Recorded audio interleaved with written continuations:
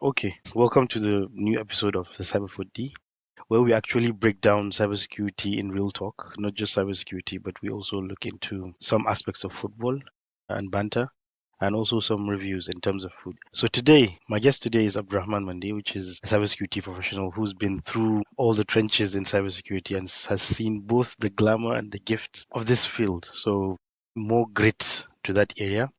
So together we're going to actually just explore how real cybersecurity works rather compared to the movies. So basically how to learn it properly, how you can build a solid foundation rather than just chasing that hacker movie magic we've seen in Hollywood.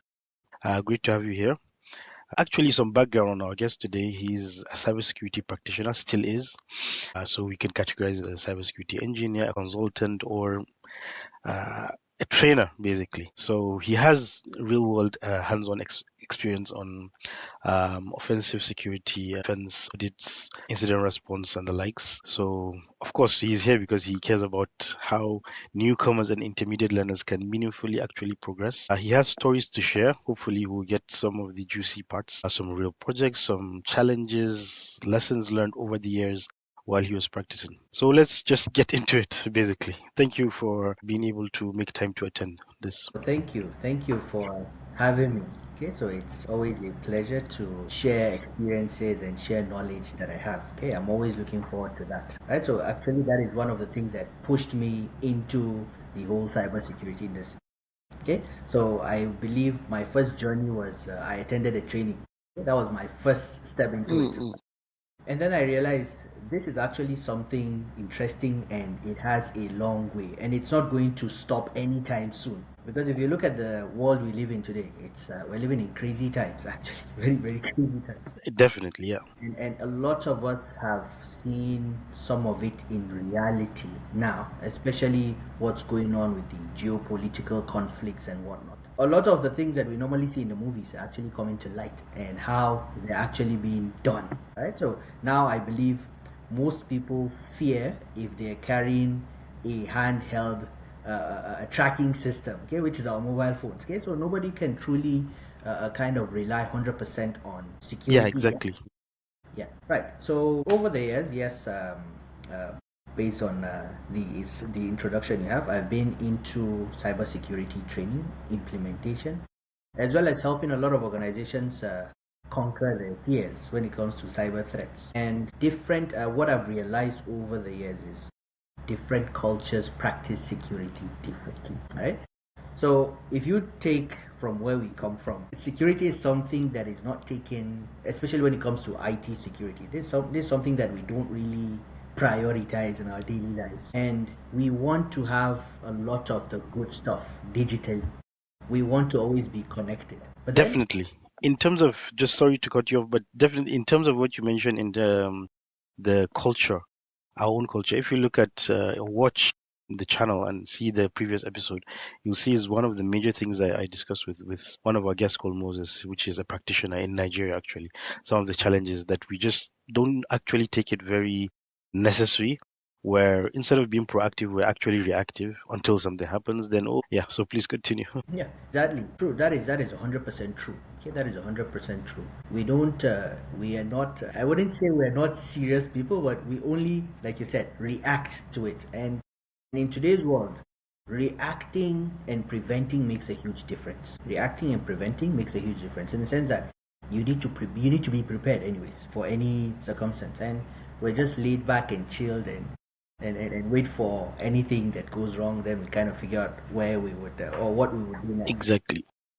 Right. And having the experience of working internationally, okay, you find out that they take these things very dear to them. For example, data protection. This is something that they don't mess around with. They don't really mess around with. But today, we don't really bother so much. And this has a lot to do with the culture, right from the get go, which is stemming from governance now. Now, you and I already know some of the challenges that we face back at home. Governance is it's reflecting on every industry that we have, be it from the top level, be it from the government, be it so it goes top to bottom, and everything spirals down and crashes very, very easily. Exactly. Yeah.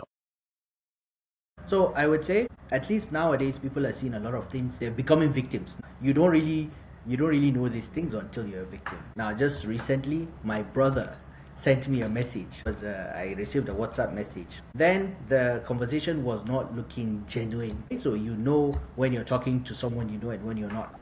Now at least people are becoming victims and that is becoming an eye opener for a lot of people.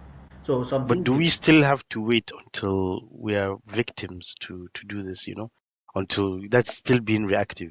Yeah. that's still being reactive. So if you want, how do you solve this issue with a population that has over 1 million online users? Okay, so one, of course, we always say training, awareness. Now it needs to be it needs to have a very wide impact. Okay, so you need to have a very wide impact. Now of course a lot of people are taking initiatives to let people know, but still I believe it's not enough.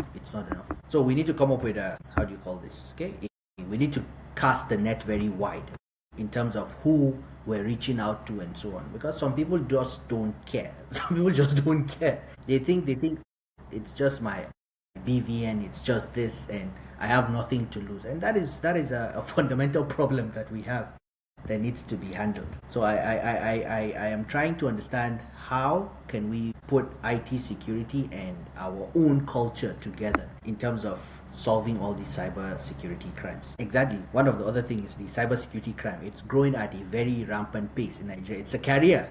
Okay, so it's basically a career, and people are normalizing these things today. Okay, they think of it as a hustle, so to say, a hustle. Yeah. So the root causes are quite a lot, actually, quite a lot. Yeah. So I just wanted to give you time to just give a background. We'll come to like the main issues, but we'll start off with the main topic, which is demystifying sort of the Hollywood cybersecurity back to like waking people up to the real life. So we'll start off with like, for example, movies. We watched a lot of movies like Mr. Robot, Yeah. which are very good, like CSI Cyber now, which actually tried to make it close to the real world. Like some scenes in 24, like there is an old movie called Blackhat.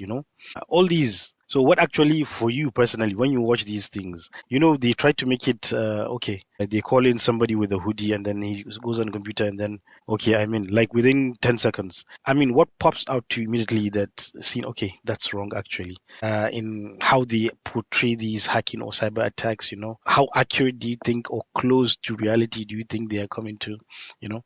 So that's one part. So after that, then we try to link it up to the other issues as well. So how do you think these movies try to do all these dreams? I think because it's never a reality. Yeah. Yes. Okay.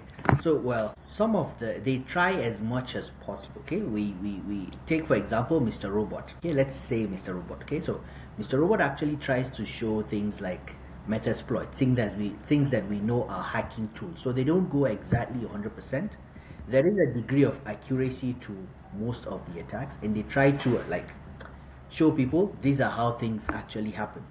For instance, I can't remember what episode it was, but there was this USB drop attack. Now that is very very common in today's world. Okay, where It's actually a combination, if I remember, of the USB rubber duck key and another Hack 5 tool that was done to perform a man-in-the-middle attack on the network. So it had to be kept there physically to gain access, like remotely. Yeah, I remember that episode. Yeah. yeah.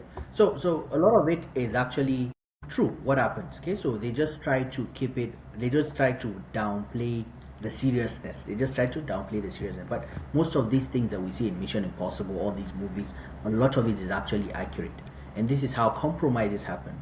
Now I remember when we used to see a lot of AI in movies, none of us actually believed that that would come to light as much as it is today. A lot of deep fake, a lot of fake images, a lot of fake activities today. So, yeah, the movies actually try to capture the new digital era that we're in and some of the risks associated with them. And then also portray how these attacks actually happen in the real world. All right. So, go ahead. Yeah, so what I can figure out from what you're saying is before these things looked futuristic, basically. But actually, these days we're getting closer and closer. So there is the emergence or mergence of Hollywood dreams and then the reality. They're coming into collide with each other, basically. So the timelines are coming together, basically. Gone are the days where we will see some exploits that are being deployed within seconds. Now, actually, there are exploits that you can deploy within seconds, yes. But for me, the only issue is breaking into stuff. Like you'll see, they will show like a CIA or NSA or something. They will just call somebody and then tell him, "Can I have access to this?" You know, I know they are actually high-level state actors which have superior tools than we do because they are state-sponsored, definitely. But then, for me, sometimes I still think it's over-exaggerated, if I mean use that word, That is basically. true. That is true. Yeah. Now, one of the things that I always, for example, one of the things that I always tell my students is the number one thing, even if you are going to be a hacker, the number one thing you need is actually patience. It's not just click, click, click, job done. No. Okay. It does require one, patience, discipline also, especially when it comes to the ethical hacking part, because that is what we always want to push. Okay. So if you're tasked with a pen testing job, you need the patience because it is not as easy as everyone thinks. Okay, every job, every task Yeah, comes with its own challenges. definitely. Now, of course, especially if you have systems that are very well designed, very well secure. Now, it might take you a serious task to basically get into the system. So that is why it is easier to just go after the people behind the systems, right? So it's not really a straightforward task. You might end up going into the system, then hitting a firewall. All right, now movies try to, of course, they don't have the time to spend to go through all that, so they reduce some of the scenes. But what I would say is it is not a straightforward process. If you take a pen testing job, one of the scoping requirement is the time frame. So you must be patient, especially when it comes to dealing with Yeah, experts. definitely. Well, I think I wanted to put in that Hollywood aspect in order to like bring in our audience and viewers also into more perspective into what is happening these days, especially with AI is a game changer in cybersecurity, definitely. True, I agree. So yeah. So actually integrating it into learning cybersecurity the proper way. So you've already told us on how you started learning cybersecurity and the reasons basically. So in terms of your background and history, what was like your first real project or like lab project that you actually did that made you like excited basically? Okay, so before I got fully integrated into what I am today, I did start as a tech executive. Okay, so technical executive.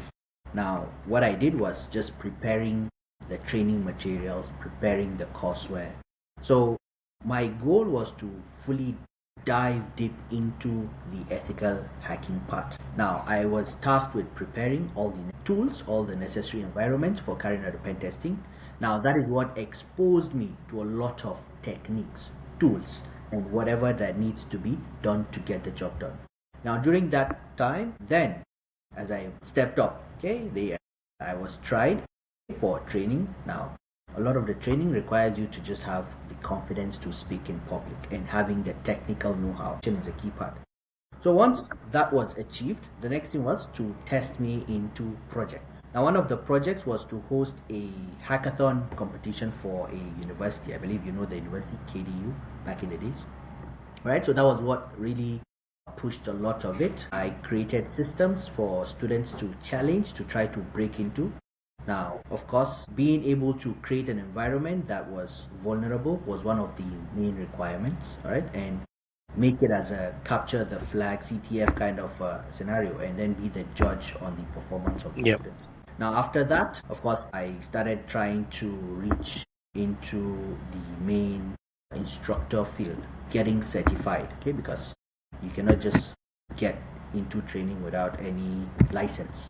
Okay, so I pursued, I think my first was CompTIA technical trainer. Okay, so that was a gateway, because that was, not to say easy to achieve, but it was not as Yeah. strict. Okay, so started pushing more and more courses, learning more. Of course, the learning doesn't actually stop.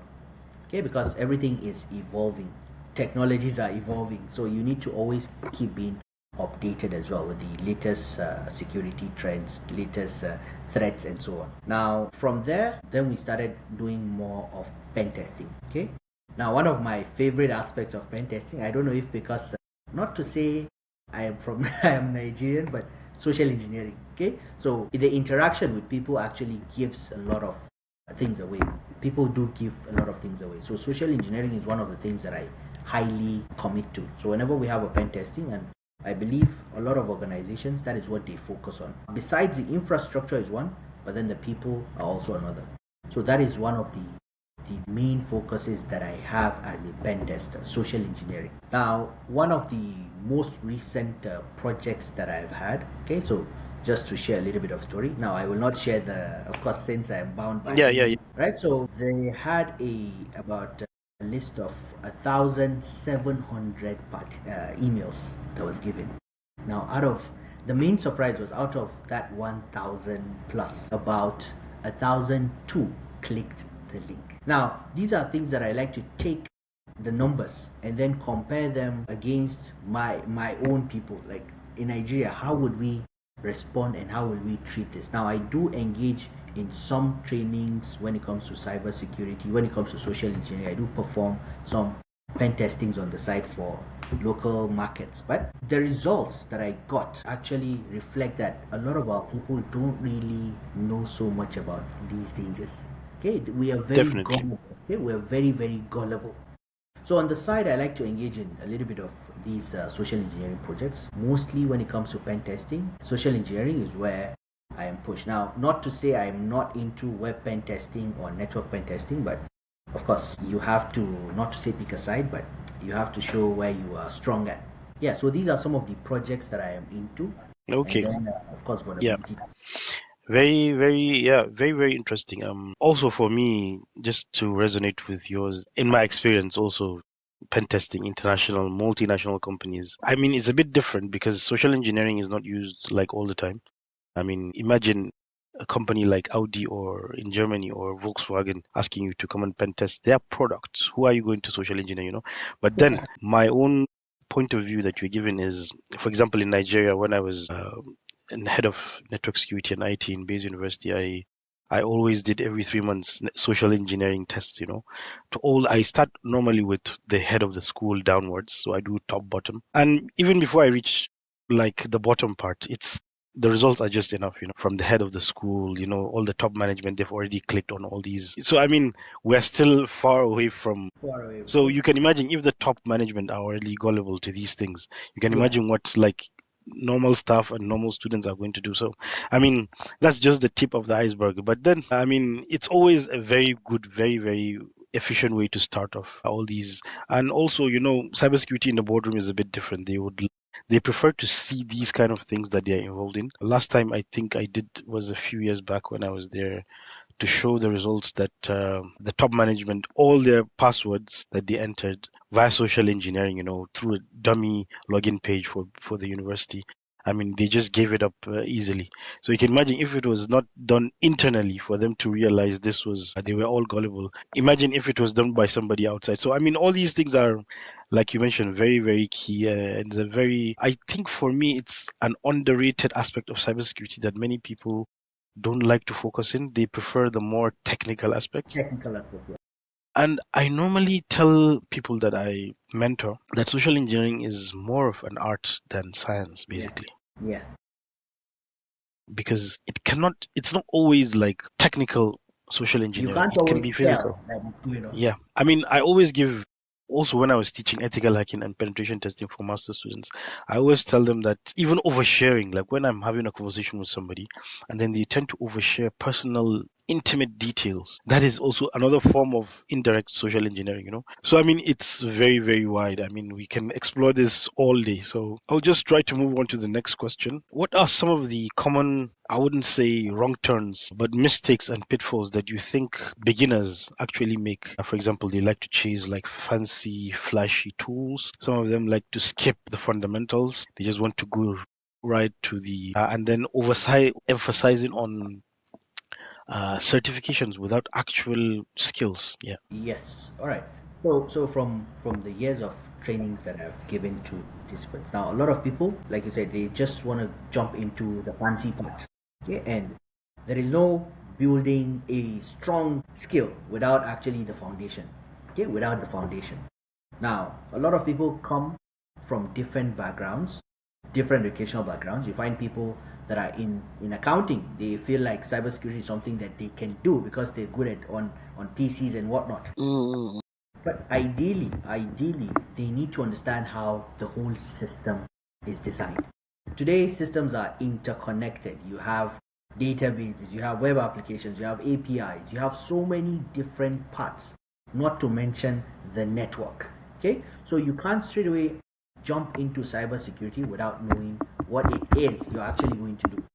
You might have a system and you have no idea of the technology, but you know the tools, okay, but you don't know how the technology works. So how do you know exactly what to or what function you need to check and so on? So these are some of challenge number one. People just want to skip the difficult part. They feel like if they open YouTube, there are a lot of tutorials out there that gives them. So you end up being a script kiddie always. Exactly.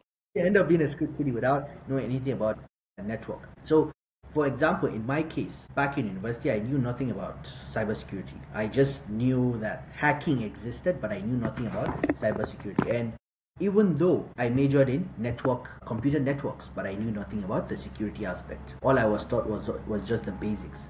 Now that helped me a lot to understand network security when I started doing ethical. From there, I jumped into application security. Okay, now from that, then you understand the ecosystem. Okay, so performing or learning ethical hacking requires years of experience. I mean, over time, you need to learn and you need to learn different aspects. You need to understand how the network operates. So there is no jumping away from network. Okay, there is no jumping away from network. And if you want to get into web application security, you need to know the technology behind it. So programming is something that I hated in school. That is why I moved from programming to network. But then I cycled back. I had to do it. I had to learn it. So programming today is a must because you need to understand codes. You can't do without it. Even if you want, Definitely. Yeah. you can't skip that part.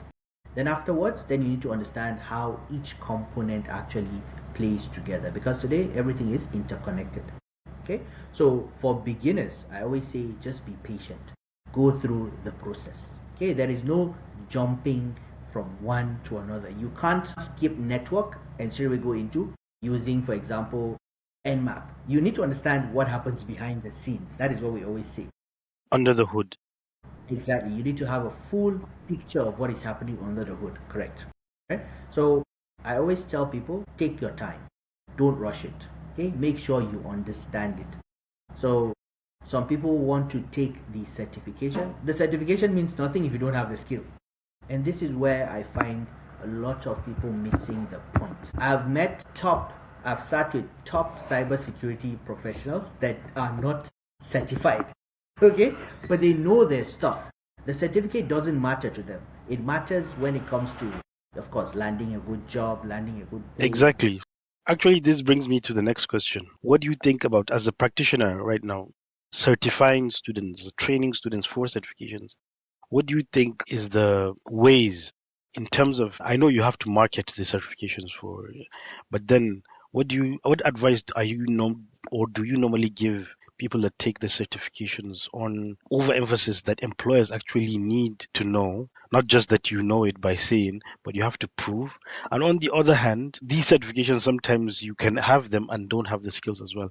So it's like a double-edged sword, basically. So when it comes to certifications, I have met people with zero experience, with zero knowledge, and they try to build up their skill, and then they think certifying does that. Now, certifying gives you sometimes not the technical or practical knowledge. It gives you theoretical knowledge, especially on some courses. For example, if you haven't been practicing cybersecurity for a very long period of time and you want to jump into a technical course, that I believe is not a way forward. You have bodies like CompTIA. CompTIA focuses a lot on theory. For example, when it comes to Security Plus. I always recommend people know the foundation first. Then from there, it allows you to expand your mind, where do you want to focus on? Because as a cybersecurity professional, you can either be an analyst, you can be a pen tester. So depending on what field you want to go for, then you can decide on, okay, what are the skills that I need? You can be a security manager. Now, security managers don't really know or don't really want the technical part, but they have the knowledge of how. All right, you can be a security analyst. So all today, these certification paths have been created for different components of cybersecurity, but then you need the foundation. It needs to be there. So for example, one of the good things I like about ISC2 these days is the 1 million certification that they are providing. I don't know if you know it, the CC. Is it for the CC? Yeah. Yes. So it's actually targeted for 1 million certified CC people. So basically, having the foundation or a certificate that proves that you know that you have knowledge on security will be a gateway into you deciding, okay, do you want to be technical, or do you want to focus on risk, IT risk, or do you want to focus on the management aspect? So it is very, very broad. Cybersecurity today is very broad, okay? And I think it keeps getting broader because new technologies are coming out. So in terms of certification for beginners, I would say first have a certificate that proves competency of theory while building on the technical skills. And then the technical skills will show employers, like you mentioned, will just show employers you know what you're doing. Right? So for example, when you take courses like the offensive security, OSCP, a lot of pen testing companies want you to have that because it proves it actually Definitely, yeah. proves to them that yes, you're competent enough to get the job done. Now, but before you get into OSCP, you must know a thing or two about security. So that is where you have to build on the knowledge back, what security is, what is cybersecurity, and so on. Okay, so that is what I would recommend before going straight away for an advanced certification, because Certifications, yeah. you're gonna just torture yourself basically. Definitely. I mean, all the theoretical certifications mostly, well, bar the ones like OSCP, which you have to do like labs for hours and hours on top, Yes, almost a whole day. immersed. Yeah. So apart from those, I think others are much more geared towards theoretical aspects and stuff. Yeah. Even the forensics ones, which I find very surprising, which they're Forensics are meant supposed to to. be technical, actually. Yeah, and then you look at them focusing not really technically, but now these days I see them doing more scenario based theory, but it's still theory But I because think, sorry, sorry to cut you. yeah, I think when it comes to the forensics, it has a lot to do with the process. Because if the yeah, process is wrong, then everything is wrong. yeah, following the for example ACPO principles in terms of leveling on what you should do first before doing this, on how to gather the evidence and stuff. Yeah, I understand, but mostly the analysis part, which is the only Yeah, technical part yeah, in that aspect. yeah. And actually, as a practitioner in Nigeria before, I realized that that is the one aspect that we are very, very lacking in terms of that. So, hence, we actually don't have any analysis of evidence, basically, even the process itself. So, but that process moving into Nigeria brings me to the next question now. In terms of the full cybersecurity landscape that we have in Nigeria, what do you think should be focused on currently? For me, I would give you, because I've written a paper that is being published in IceGov this year. I have a presentation in the same conference, which is one of the major cybersecurity conferences that has been brought to Abuja, on establishing a separate cybersecurity body.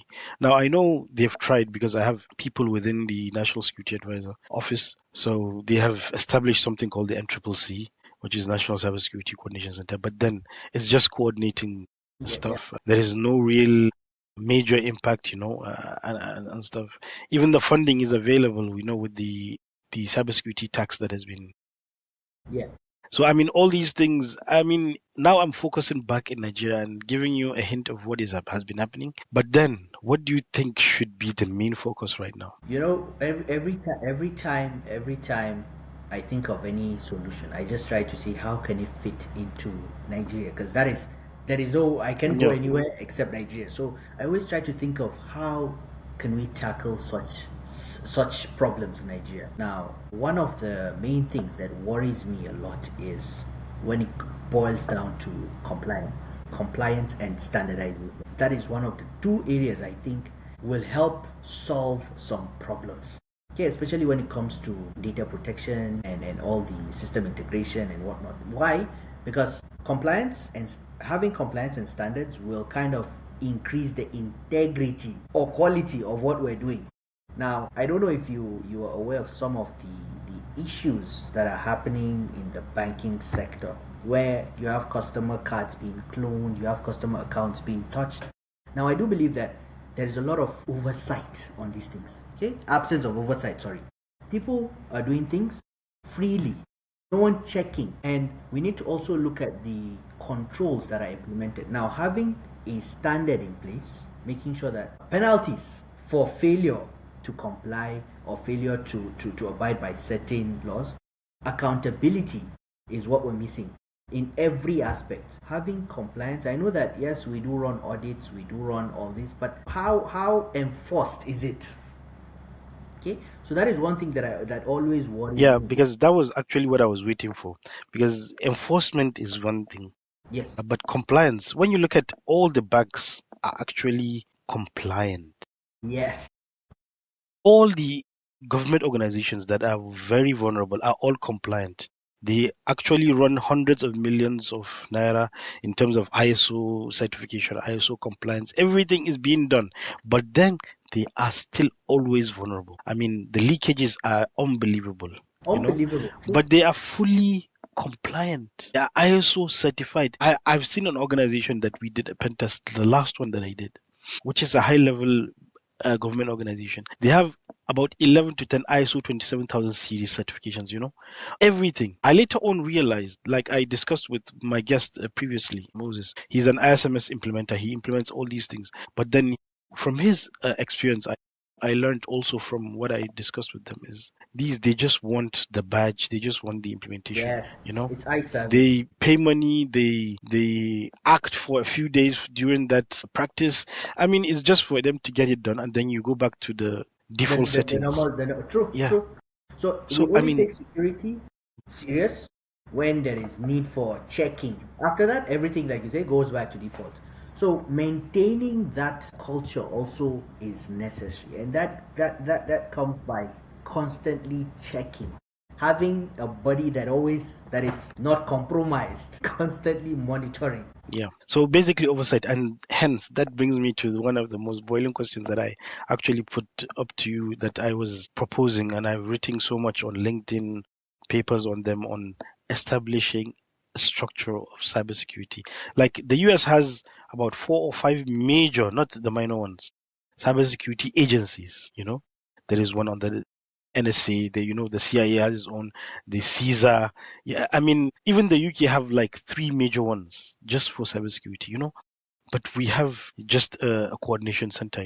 Even when you look at the certs, every organization that has its own cert. They have departments. Military has its own department. Cybercrime, this one has. I mean, everything is just everywhere. But the only good news I know is the Data Protection Act, Yeah.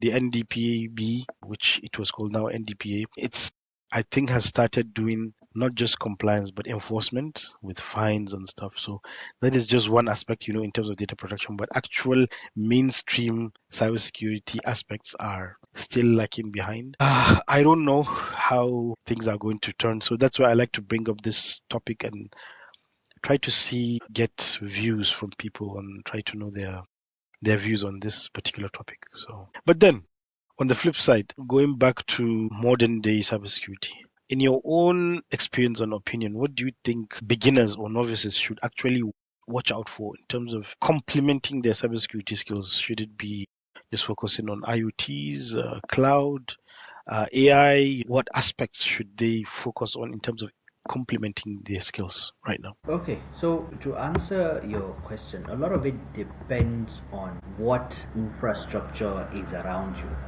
Okay, say for instance, right now in Nigeria, what one of the leading industries is, I don't know how good we are. A lot of us in Nigeria want to push more of cloud resources. Why? Because we don't have the physical infrastructure to handle some of our infrastructure. So if you're getting into cybersecurity, cloud security would be important in Nigeria. Because a lot of people I see want to push cloud services. For example, the what is it called, the Viva system. I think it was hosted on AWS. So a lot of solutions. Yeah, actually, I actually worked or discussed informally with the people that actually tested or deployed that. So that cloud, well, it can be classified as a charade, but then whatever story behind that, I actually discussed it with the actual people during that. So I understand. But then if you move into cloud, don't you think there is that issue of local content, of data sovereignty, all these issues like, okay, you move into cloud, AWS, maybe you deploy, which is actually down today. If you check the news, I just realized I was trying to use Canva for something and then it's down. I mean, all these apps that are hosted have been down for today. So you I see, think you some don't have. Snapchat accounts were also having a little Yes. bit of problems. Yeah. So, I mean, that is one aspect. Yep. But then Nigeria, we lack data sovereignty because we don't have enough of these large corporations. I think we have a few cloud companies that are coming up here and there, but then nobody trusts them, Very trusted. because of data security. And nobody is reliant on them because they are going to be expensive. Why? Because they rely on their generators, to power their. I mean, all these So things. it's Yeah. a cascade of problems. It's a Yes. cascade of problems. So, I mean, but now Nigeria is pushing towards local content, Even the .ng game that has been pushed, that we should all follow because of local content, data sovereignty, and all these. So I keep on repeating these things because it's the same thing that, I mean, as an investigator or as somebody that investigates cybercrime, when you have things that fall into social media, for example, you have no jurisdiction unless you are a law enforcement agent. Then you can even just request, whether they agree or not It's not is out of guaranteed. your hands. I mean, I've worked with law enforcement agents. Actually, we have requested these things, access to data that has been hosted in foreign servers, but then it's 50-50 game, Yep. Yep. If some people say we don't have an agreement of data sharing, we don't, I mean, all these things are, like you said, cascade of problems. So if you now try to push or advise students to go towards that, I can see there is a market for it. There is a demand, especially these days. APIs are growing, especially people that are training on API security. Shout out to one of our sponsors of our episodes, API Sec University. So, I mean, all these are coming up. So, for me, I'm not sure. That's why I'm asking about why cloud should be at the forefront, not just because of the demand. Yeah, okay. Issues, one of the reasons why I feel this is so in Nigeria, why? Because we don't have the infrastructural setup to manage our own data centers in house. So these are some of the issues. And if you go to a lot of offices, non IT offices that are trying to integrate IT systems, you find out that, okay, they don't host a server in house. That it automatically throws away IT security in house. So they don't really have their own applications in house. So a lot of this, they rely on some cloud solution, which a developer in Nigeria might be hosting in the cloud. So most of our developers in house, due to failure of infrastructure, they host whatever they build on the cloud. So as these things are now being hosted, these developers need to understand, just like you said, data security, data sovereignty, and all that. So moving into the cloud will help you recognize the need. For But do you example, think sorry for interrupting, but do you think we're ripe for secure coding right now for no, Nigerians? Yeah, that's another aspect as well. Yeah. Please continue. but it's good. It's good that you asked me this question. Why? Because sometimes you start setting up the infra or the mindset and let people build into it, let people grow into it rather. So having people that have, because I know Nigerians, we like to outsource a lot of things. We don't like having things in house. That's just who we are. We will outsource whatever it is. So even if it is a solution, we will just push it to the cloud because we lack the resources to maintain it in-house. So if we're pushing cybersecurity or cloud security within organizations for people that want to venture into cloud security, it helps the organization realize that one, we need to ensure that we do data classification. What is this developer putting in the cloud? For example, okay, that will at least provide some sense of security in the cloud. So people will start having understanding of data security. We have a lot of confidential data. Now I don't know if our Nigerian banks, let me not say, I don't know about the banking data protection in Nigeria, whether it's allowed to be hosted in the cloud or not. One of the reasons is because I do a lot of research, or I do a lot of jobs here for some banks in Malaysia. So I know that a long time ago, Malaysian banks did not allow storing their banking data outside or in public clouds outside Malaysia. Now you can see that pushed AWS to move to Malaysia. Why? Because of that. So I don't know if we start doing this, maybe, but then there are underlying problems: power, internet. So there's a lot of challenges ahead. But I think cloud security would be something Nigerians would be keen to get, just to ensure that, okay, at least we have some data protection while in the cloud. Yeah, at least there is that little security, I would say.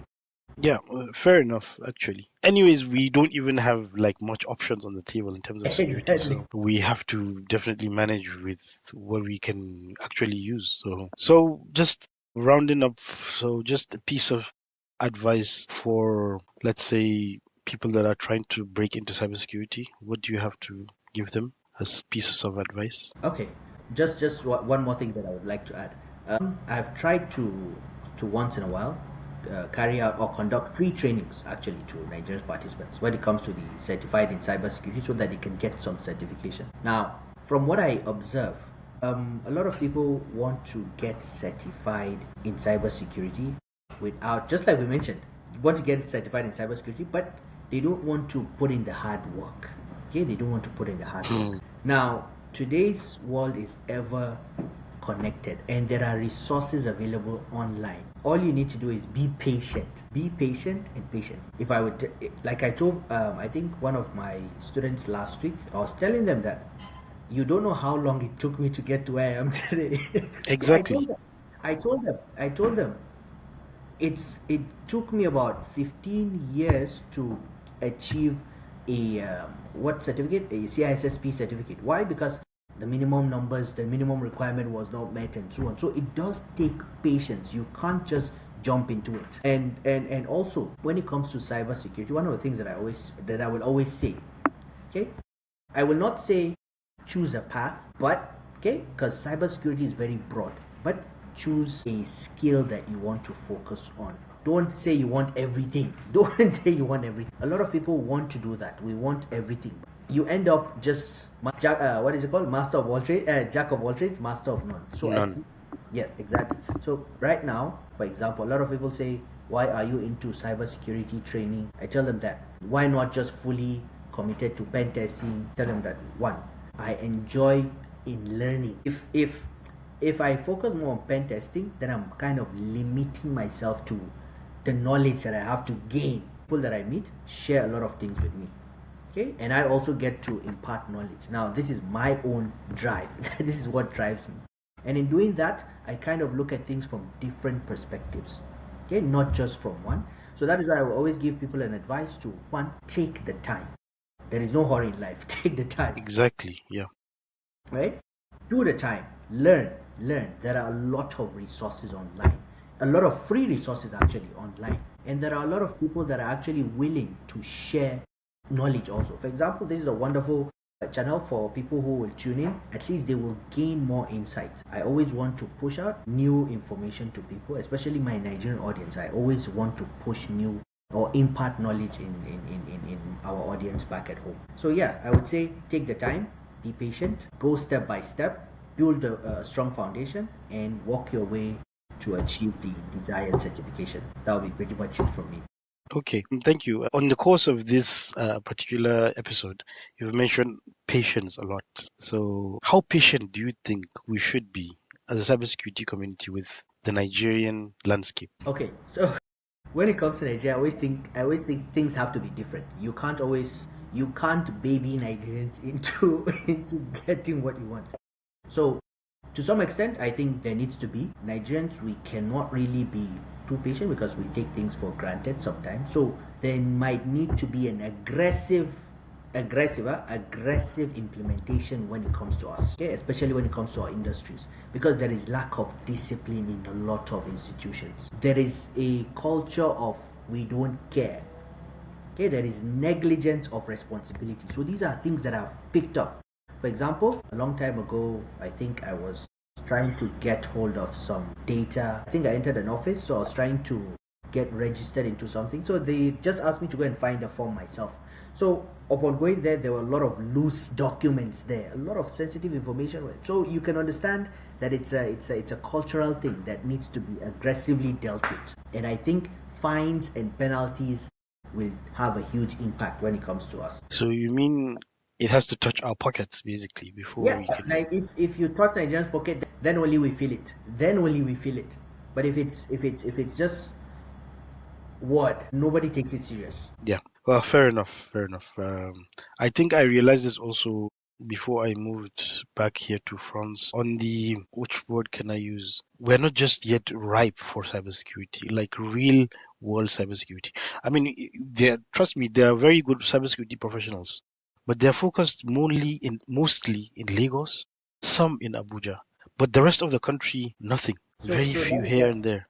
that is why You know? sometimes I tell people that in some way it's a blessing that we're not so technologically dependent and advanced in some way, because things would have been chaotic. But the issue is we are actually one of the highest consumers of tech, Yeah, basically. yeah, we are. But then for tech, there's always the flip side of the security aspects. And And I mean, I think it's infra wise that we're not really there. Agreed. yes, definitely. I mean, infrastructure is just, I mean, it's sad, but very appalling, Very, very the sad. situation we're in. But then, and everybody seems to be very comfortable. Yeah, yeah. As long as your house, you have generator, inverter, your fence, you have barbed wire and security guard, everything is fine. I would tell So, you one of the yeah. greatest challenges I've had in recent years was online trainings in Nigeria. The network, trust me, I still The do. network, the power. Not From only class, that, I had to even the pass financial through aspect. Some from people class. you'll be teaching, they'll tell you that the data is finished, basically. Yeah, I had They someone did like just 100 ended it. naira data. Agreed. So, I It's mean, we it's can a talk lot. about this all day. Yeah, So we'll go to the final segment. yeah. This is normally we'd like to round up, not to make cybersecurity very boring. I Mm-mm-mm. like to round up with a final segment called this or that. So basically, I'll just ask you a question with two options, then you give me which one is better for you, basically. Okay. So we'll start off with for you being in the offense, which is the red team, or the defense, blue team. Defense. Blue team. Yeah, blue team. Really? Yeah. Wow. It's more, how do I say, it's more challenging. Yeah. It's more challenging. Okay. CTF challenges or pen tests. Say pen test, because I engage a lot in it. So in your field, tools that you cannot live without, is it Wireshark or Burp Suite? I would say burp suite. Okay. So do you prefer books or hands-on labs? Books or hands-on labs. I was okay. So this is a tricky question for me. Why? Because I used to be very interested in hands-on labs, but over the years, you kind of start pushing towards a different role. So right now, I would say books. Right now, I would say books. Fair enough, yeah. Bug bounties or team-based engagements? There was a time I really wanted to do bug bounties. I was deeply involved, but I didn't have enough time. So it does require a lot of time. Now Exactly, yeah. having to work with a team, you can relax. I would say teamwork. Exactly. Python or Shell scripting? Definitely shall. For me, definitely shall. Yeah.